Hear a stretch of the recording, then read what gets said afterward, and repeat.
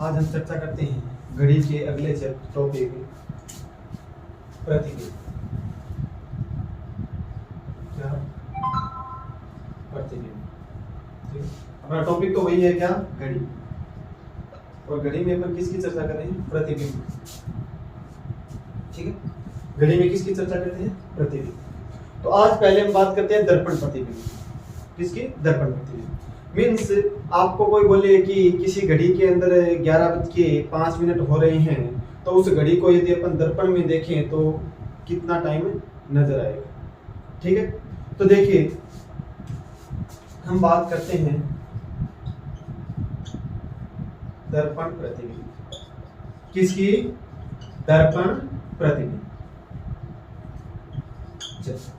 तो दर्पण प्रतिबिंब में दो आता है। एक तो जब अपने पास टाइम हो 11 बजे से लेकर 1 बजे के, कितना हो? 11 बजे से 1 बजे के मध्य। और एक अपने पास टाइम आता है 1 से 11 बजे के मध्य। कैसे? जैसे हमारे पास टाइम हो 11:20, 12:10। एक स्थिति तो ये होती है। एक स्थिति क्या होती है? 1:20, 2:20 ऐसे। ठीक है, 10:40 इस हिसाब से। यानी सिंपल बात ये है कि मैं ये बोलूं कि 1 बजे से लेकर और 11 बजे तक। एक कंडीशन तो ये होगी। दूसरी कंडीशन क्या है? 11:01 से लेकर और 12:59। ठीक, ये दो स्थिति। तो आज हम चर्चा करते हैं घड़ी के प्रतिबिंब। ठीक है, और उसमें भी प्रतिबिंब में देखो दो प्रकार के होते हैं, जल प्रतिबिंब और दर्पण प्रतिबिंब। तो प्रतिबिंब में भी हम पहले किसकी बात करते हैं? प्रतिबिंब में भी हम पहले बात करते हैं दर्पण प्रतिबिंब। ठीक है, किसकी? दर्पण प्रतिबिंब की। देखो दर्पण प्रतिबिंब में क्या होता है? हाँ, तो दर्पण प्रतिबिंब में ये होता है जब हमारे पास यदि समय 11 बजे से 1 बजे के मध्य, 1 बजे के मध्य हो, तो हम दर्पण प्रतिबिंब का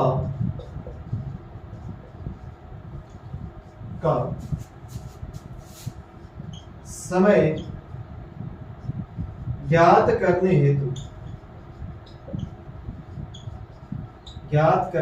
हेतु दिए गए समय को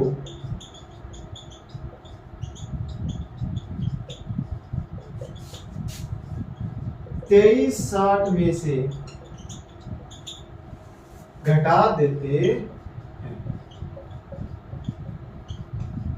देखिए मीन्स समझिए क्या हो, यदि आपको जो दिया गया समय है वो 11 बजे से 1 बजे के मध्य हो, तो हम क्या करेंगे? दिए गए समय को 23:60 में से घटाएंगे। किस प्रकार?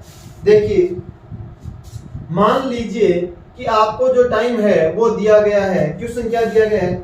मान लीजिए आपको क्वेश्चन दिया गया है किसी घड़ी में, चलो मैं लिख देता हूं, किसी घड़ी में 11:50 हो रहे हैं। तो यदि उसे दर्पण में देखा जाए,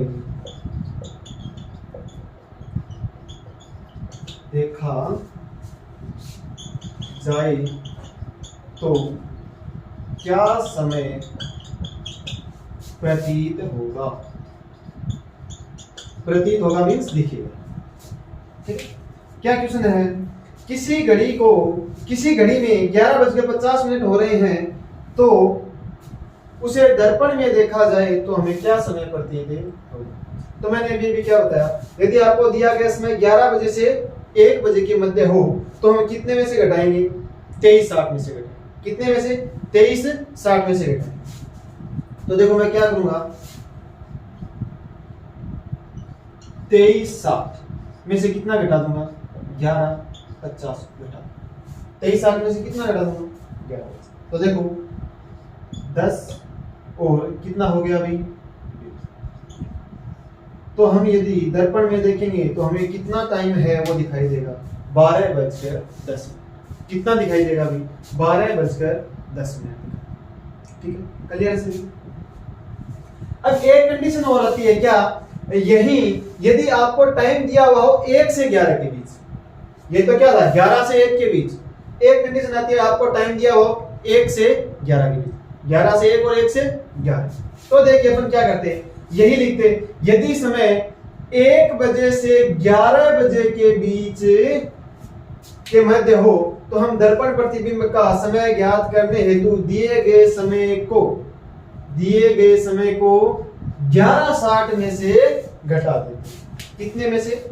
11:60 में से। किस हिसाब से? देखो यही आपको टाइम दिया होता कि किसी घड़ी में कितने, ये 10:50 हो रहे हैं, तो उसे दर्पण में देखा जाए तो क्या समय प्रतीत होगा? तो कितने में से घटाएंगे भी?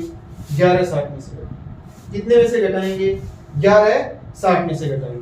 तो देखो ये 11:60 में से घटाएंगे कितना? 10:50। तो बताओ कितना आ जाएगा अपने पास? 1:10। ठीक, कितना आएगा? 1:10। देखो बहुत इजी है। देखो घटाने को हमें 23/60 में से भी घटा सकते हैं, लेकिन 23/60 में से जब अपन घटाएंगे तो हमारे पास जो टाइम आएगा उसमें से हमें 12 और घटाने पड़ेंगे। कितने? 12 घटाने पड़ेंगे। कैसे? और वैसे तो घटाने की जरूरत नहीं है, लेकिन जब पूर्वाहन अपराहन नाम आ जाए समय के अंदर तब अपने दिक्कतें हो सकती। कैसे? इसी टाइम को मैं घटाता हूं, देखो 23/60 में से कितना? 10:50। तो अपने पास कितना आया? 10 और कितना आ गया?